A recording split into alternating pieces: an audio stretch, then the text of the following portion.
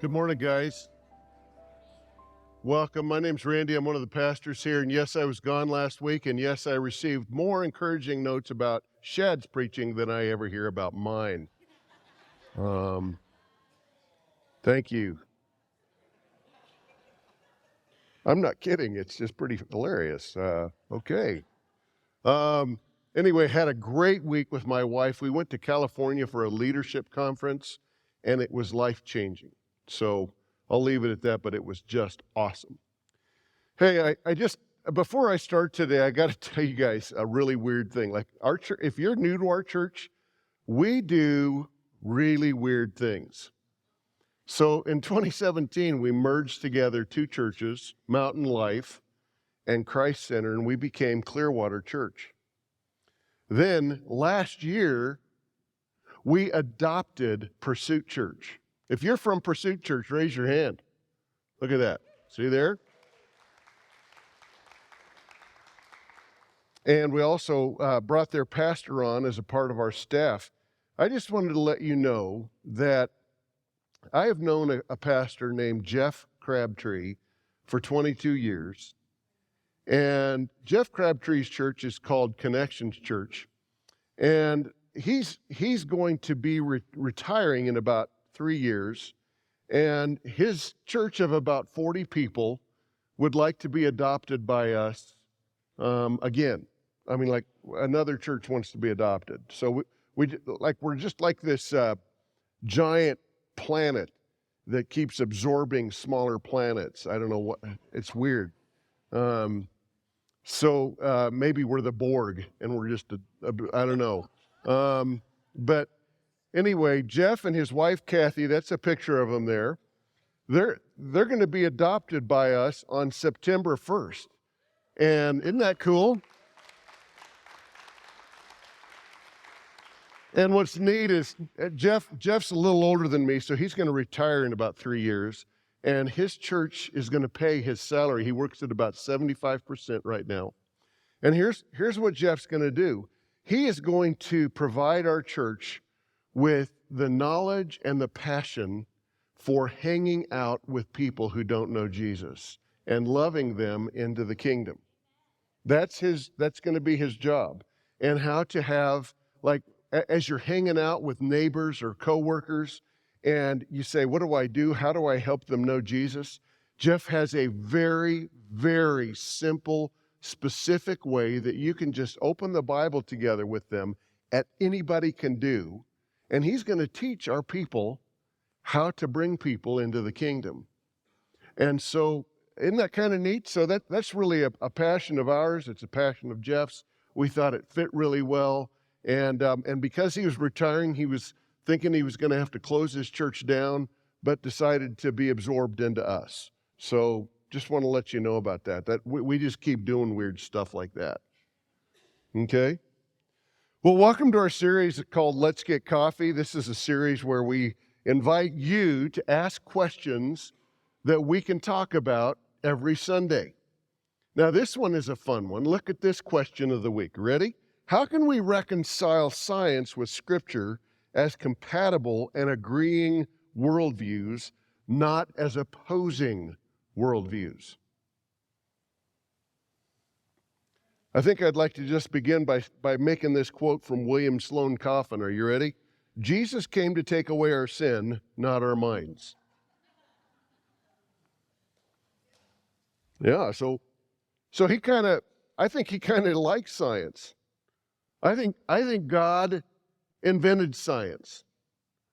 And when science works, all it does is affirm the Creator, not disagree with it. So how did we get here? How did we get to this place where science and religion officially divorced? How did we get there? I don't know if you guys knew this, but there were a lot of Christian scientists that lived a long time ago who operated out of a Christian worldview. I don't know if you've ever heard of Gregor Mendel. When I was in high school, I learned about Gregor Mendel's famous 3-to-1 ratio in genetics. And he created the science of genetics. He was a Roman Catholic Augustinian abbot, and he identified many of the mathematical rules of heredity. He identified recessive and dominant traits in genetics. Isn't that wild? And he did it out of a Christian biblical worldview. Another neat guy named Sir Isaac Newton lived in the 1600s, and he was a passionate Protestant who spent more time on Bible study than math and physics. Don't know if you knew that. He profoundly changed our understanding of nature with its law of universal gravitation. You know, people talk about how he was sitting under an apple tree one day and an apple fell on his head, and he thought, why in the world did the apple fall down? Why did it not go up? What a brilliant question to ask. All of us just kind of assume that the apple's going to fall down. So he discovered gravity, and he discovered its laws of motion. He invented calculus, which is probably, for most of us, an unhappy experience. He built the first ever reflecting telescope, and he showed that sunlight is made up of all the colors of the rainbow. All in this dude that was a scientist that loved Bible study more than he did science. George Washington Carver was an evangelist and a Bible class leader whose faith in Jesus motivated him to try and help in the scientific area of agriculture. He improved the whole agricultural economy of the United States by understanding that if you sow cotton one year, which takes nitrogen out of the soil, then the next year you plant peanuts, peanuts put nitrogen back in the soil. He figured this out. Isn't that cool? So it was so helpful to our whole nation. And then there's this lady named Florence Nightingale, who was an Anglican woman who believed God actually spoke to her and also called her to be a nurse. She transformed nursing into a respected, highly trained profession. She used statistics to analyze wider health outcomes. She advocated sanitary reforms, and she is largely credited with adding 20 years to the life expectancy of people between 1871 and 1935. Whew. So, guys, for millennia, science was viewed through the lens of religion.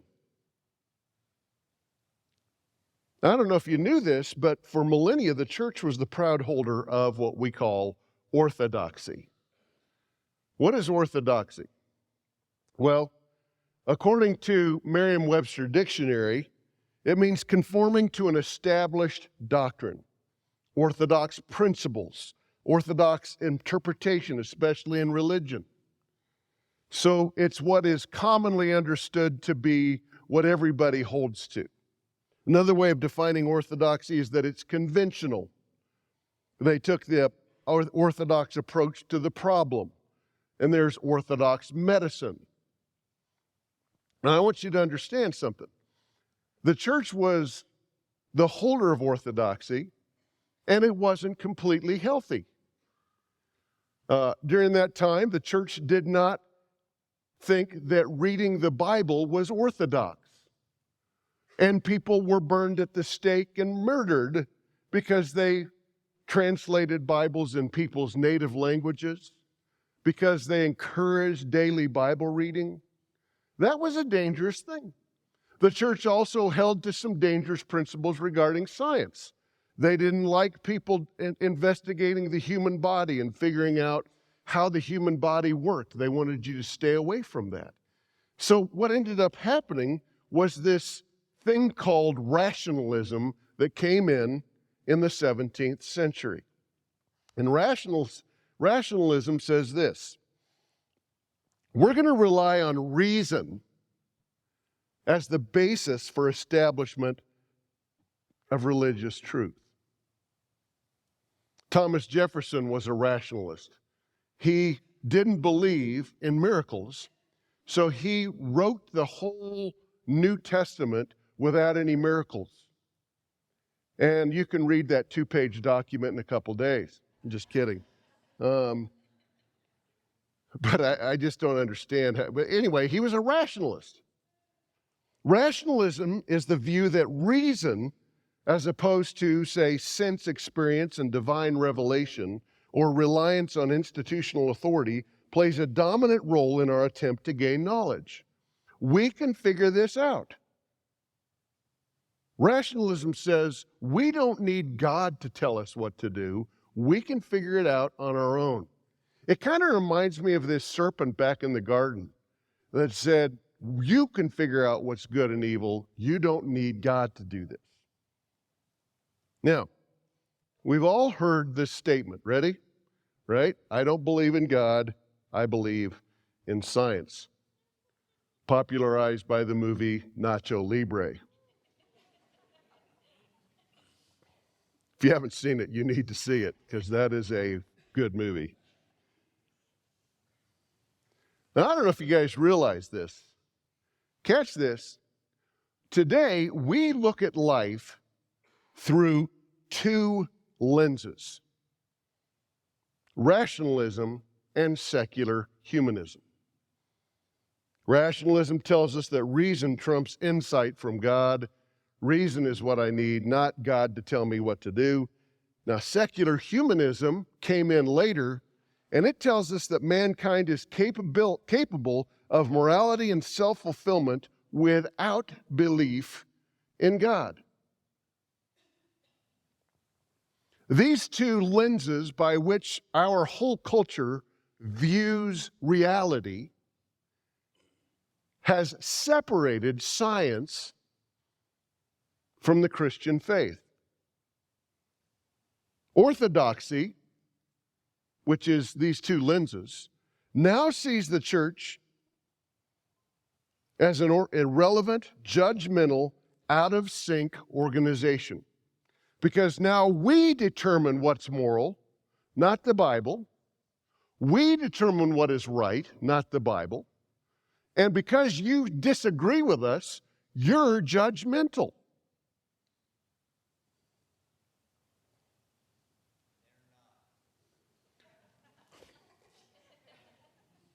Thanks, Rich. If you're going to be a serious scientist, they say, you must let go of your silly God. If you're like, this is what's taught in all of our higher education schools, even a lot of Christian ones. I went to a Christian university, and this was the worldview in my Christian university. Now, this worldview right here, you must let go of your silly God, was popularized by the brilliant atheist and physicist Stephen Hawking. Now, this is interesting. I don't think Hawking knew which God he was talking about. He thought that the God of the Bible was just like the gods of Greek and Roman mythology. I don't know if you knew this, but hundreds of years ago, when people didn't understand many of the phenomena that we see around us, they created gods to explain these phenomena. Like Zeus or Baal were the gods of thunder and lightning. Because they couldn't figure out what lightning was, they figured it must be a god. I mean, lightning's a weird thing. And then there came a rationalist named Benjamin Franklin who figured out that lightning was something that could be captured and used. Now, what happened was physics came along and trumped all these gods, and basically, these silly gods were reduced to silly and fun stories. Most of us, when we were in English class, learned about Greek and Roman mythology. And we just went, ha ha, that's a lot of fun. That's a funny thing they used to believe in. It's kind of interesting because science has buried many, many gods. Have you noticed that? science was what killed these gods. The God of the sun was destroyed by science because science proved that the sun is a big, bright star. And it burns at a certain temperature continually, has for millions of years. It's not a God. It's just a star. And I just want to clarify something, guys. When you read about the God of the Bible, you find out that Yahweh is profoundly different than the materialistic deities created by other people groups. I don't know if you've seen, but most of the gods that were created were cantankerous, they were lustful, they were sinful, they were less moral than most people. And then you see the God of the Bible, who is holy and the creator of all. And he's pure. And when you hear from him, it's enlightening. When you get near to him, you find joy that's inexpressible. When you experience him, he sets you free from stuff that holds you in bondage. He's so different than these man-made gods. In fact, they were all made in man's image, and what the Bible teaches us is that God made us in his image. So it's a very different God that we're talking about. You see, when Isaac Newton discovered gravity, he figured out that, I'm sorry, let me go back. Go back to that last slide. Have you heard this term, science explains? I just want to give you some bad news. Science doesn't explain anything. It describes, but it doesn't explain. I don't know, how my scientists doing here? Are you a little ticked at me? Well, let me give you an example. When Isaac Newton discovered gravity, he discovered that it was what kept everything on the earth. He figured out amazing mathematical equations that helped us understand the movement of the planets. But he himself said, I don't know what this thing called gravity is. He described it. It's working right now. Can you tell? When I stand here, gravity's working. Aren't you glad that you guys aren't floating around while I'm talking right now? It works. But what is it? It's a force. What's a force? Did you know that science has figured out what light is? Kinda. It's, in some experiments, it's a wave. And then in other experiments, it's a particle. And those two should cancel each other out. So science really doesn't know what light is. They can figure out how fast it moves. They can figure out how it makes shadows. They can figure out all sorts of cool stuff about it. But really, what light is at the end of the day, we can just describe it. It's bright. It's not dark.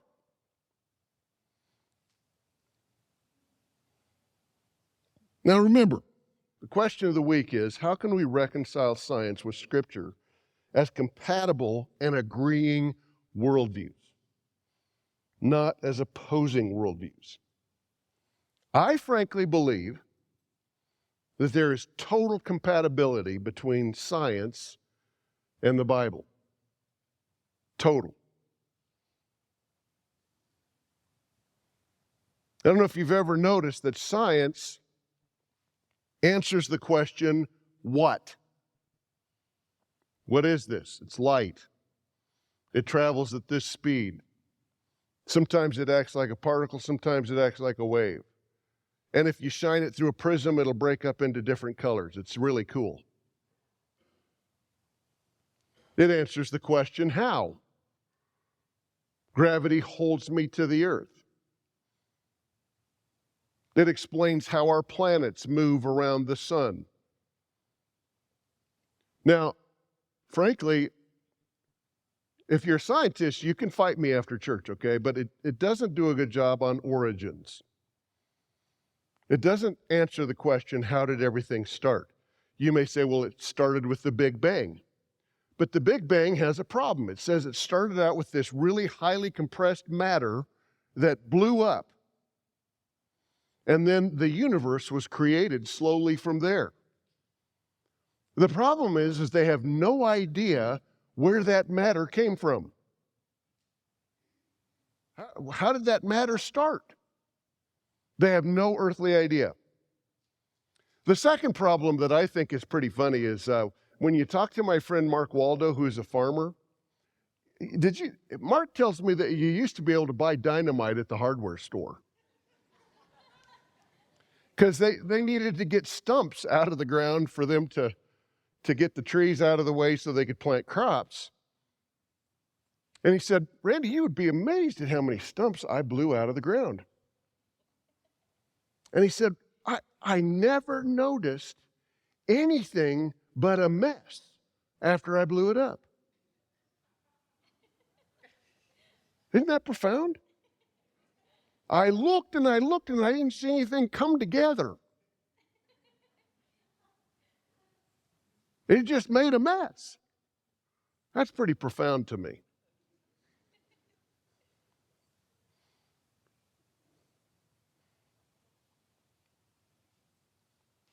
The Bible answers the question, how?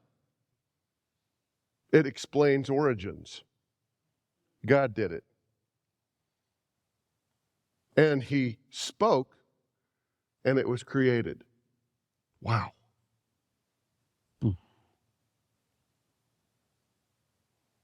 It answers the question, who? It's a beautiful thing. There's a who. People in the movies now that are created by rationalist humanists often talk about, well, I don't know if it's the universe or it's of God, I don't know what. I love how rationalist humanists today talk about pray to the universe.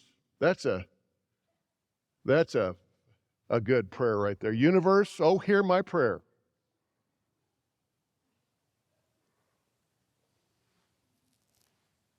God is who?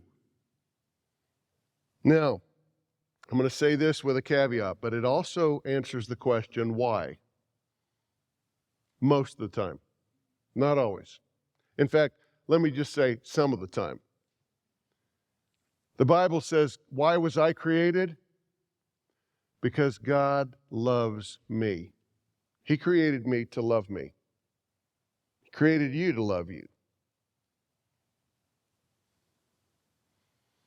There's a beautiful morality to this. He loves me. You say, Randy, why do you say it's only part of the time? Well, when you ask God, why did you take my husband at a young age? You can ask why all day and he probably won't tell you. Why did my child die? Why did my spouse turn evil and divorce me? It doesn't answer why a lot of times.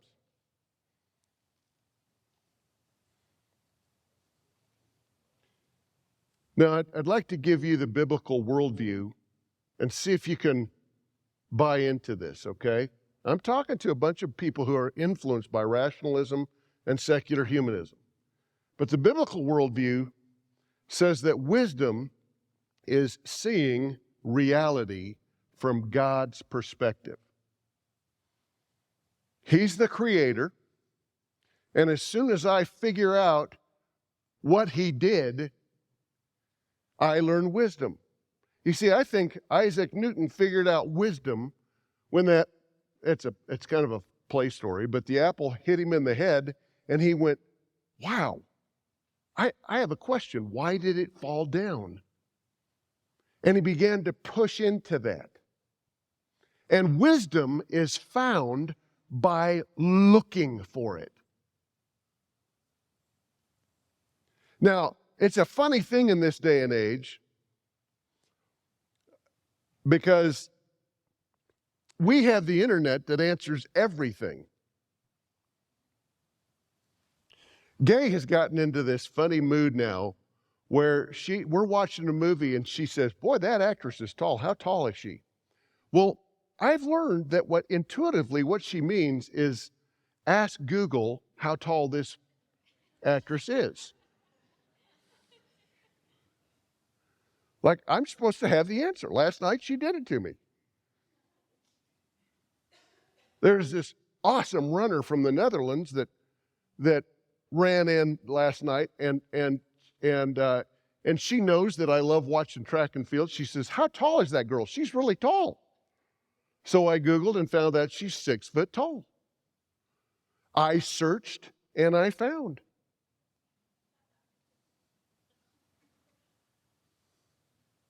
Wisdom is available. James, the half-brother of Jesus, says, if any of you lacks wisdom, let him ask of God, who gives to us all liberally and without reproaching us.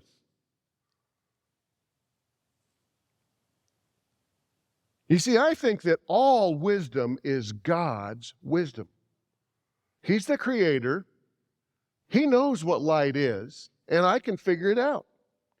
He invites us to seek wisdom, and he gives it to us. Now, I want to have a little fun here for a minute. Let me just start with the young men. Guys, let's say you're a young single guy, okay?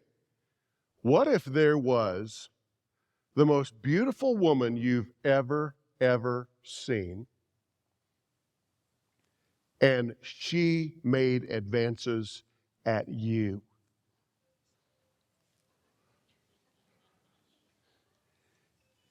And your mom said it was okay.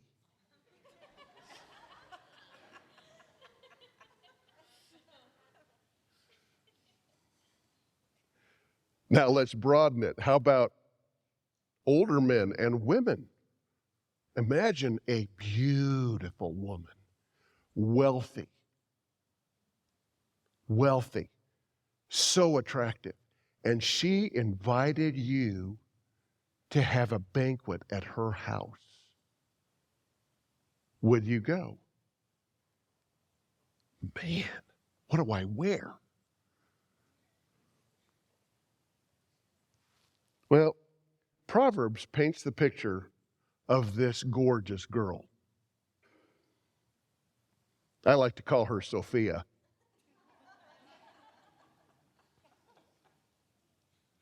Proverbs 9:1 says, wisdom has built her house. This is the beautiful woman. Her name's Wisdom, Sophia. She has prepared a great banquet, mixed the wines, and set the table. She has sent her servants to invite everyone to come. She calls out from the heights overlooking the city. Come in with me, she urges the simple. To those who lack good judgment, she says, come, eat my food and drink the wine I've mixed. I'm available. You young guys, think about it. Like, I remember these days.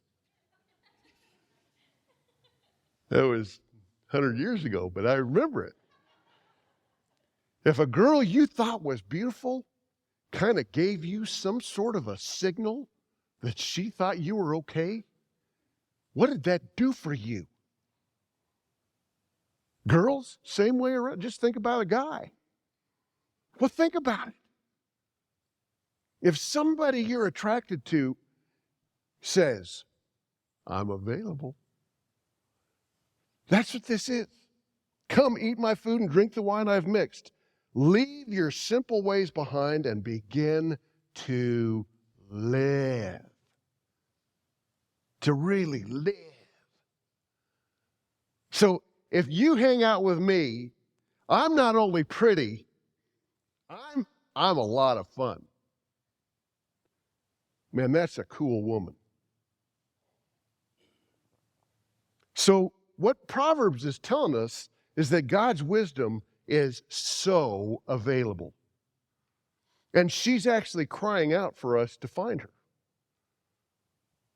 You know, this week I began reading a passage in Matthew in my daily Bible reading, and I didn't understand this verse.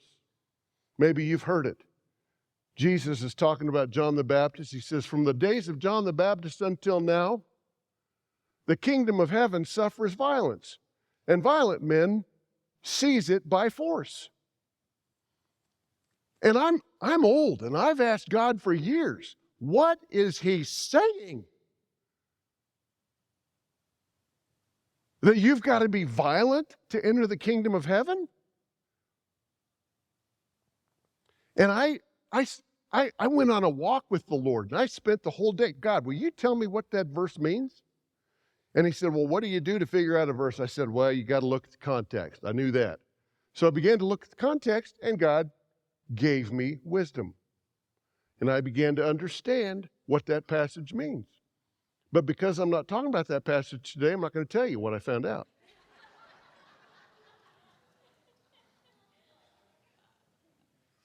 But it was profound. I just went, whoa, I finally understand. But first of all, I had to say, God, I don't understand. I don't get it. And will you give me wisdom? Now read this passage with me in Proverbs 1:7. Fear of the Lord is the foundation of true knowledge. But fools despise wisdom and discipline. Now, if you're a millennial and you don't understand what I just read, I actually have this passage in a new translation called the Bible for Gen Z. Okay? So you teenagers, are you ready for this? This is what it says in that. Real knowledge starts with respecting the Lord, but fools diss wisdom and advice.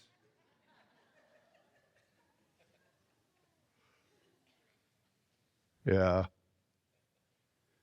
I saw Preston back there go, oh, I get it.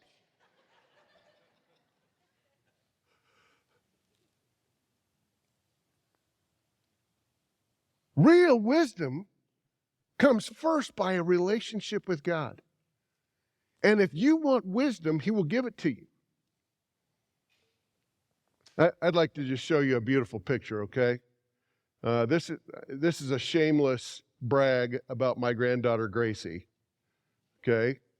And she's 4 years old, and she's been in Beaver Creek all week, and there she is sitting in front of all these flowers. But I want to point out something about, okay, so God, what do you think about this picture? First of all, there's a little girl. And what God says about little people is that they are the greatest in the kingdom. Children are great. Do you have a problem with children? That might be an issue with your heart. Because you don't want God's wisdom, because wisdom says kids are great. You say, but they're messy? Yep. They are, well, they're irreverent. They're irreverent. They're just a mess. And they're loud. And God says they're awesome. They're the greatest in the kingdom.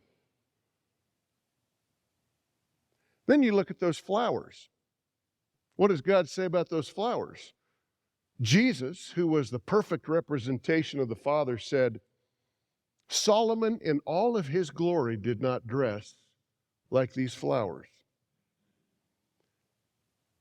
And it's taken molecular biology for us to understand the profundity of what Jesus was saying. Do you know molecular biology has come to the place where they realize that every cell in just a simple flower is a universe in itself? They are realizing unbelievable things about the living cell. And only in just a little flower that's here today and gone tomorrow, the engineering that went into that is absolutely mind-boggling. And it's partly why many molecular biologists are struggling with the theory of evolution. Because Darwin, back in the 1800s, when he pictured the idea of evolution, had no understanding of the universe that is within one living cell. It is an unbelievable machine. Now let me show you a picture of an Apple Watch and some roses. You look at that Apple Watch and you go, that thing was engineered. Somebody knew what they were doing. But that rose happened after an explosion, and after millions of years, life came about in a single cell organism, and then that thing divided and became two cells, even though we have not yet observed a two-cell organism anywhere today. There are single-cell organisms and there are multi-cell organisms, but there are no two-cell, three-cell, four-cell organisms anywhere. Did you know that? But then it eventually became this profound rose. But when you look at the cells in that rose, they are unbelievably engineered. It's crazy. And God gives us permission to explore that.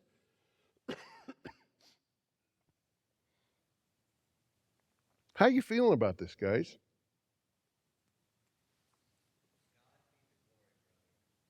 Thanks, Rich. So let me just give you a little take home. Let's just be honest, can we? Does the Bible offend me in places?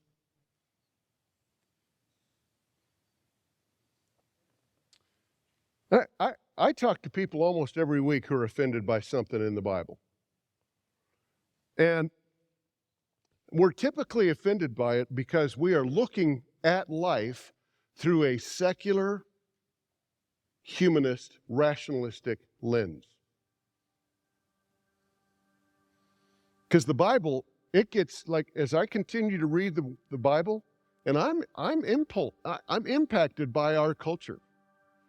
Every day that I read it, I go, God, this is so weird compared to what people think like today. The Bible is just a different worldview. But if it offends you in places, did you know that God's not offended that you're offended? He's a big boy. He can handle your offense. And he invites you to tell him you're offended by it. And he invites you to begin to seek wisdom. Not just to seek wisdom that'll prop up your perspective, but also wisdom from other sides. It's really okay. So if it offends me, could it be that I've adopted a secular, humanistic, rationalistic worldview?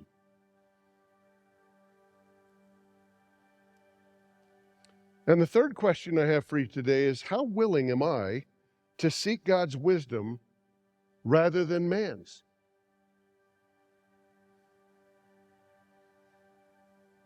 You know, I talk to people who are offended that God has a certain perspective about certain people in our society, like the LGBTQ community. They're offended by that. I have friends that are offended that God is so limiting on the idea of sex, that it's primarily to be done, in fact, not just primarily, it's to be done in the arena of covenant marriage. They think that's oppressive, shaming. We have all sorts of different perspectives that offend us about the Bible. How willing am I to seek God's wisdom and say, God, will you show me why you say this? And is there scientific evidence to show me that this is right or wrong? Because science, if it's created by the Creator, at some point is going to reveal to me truth.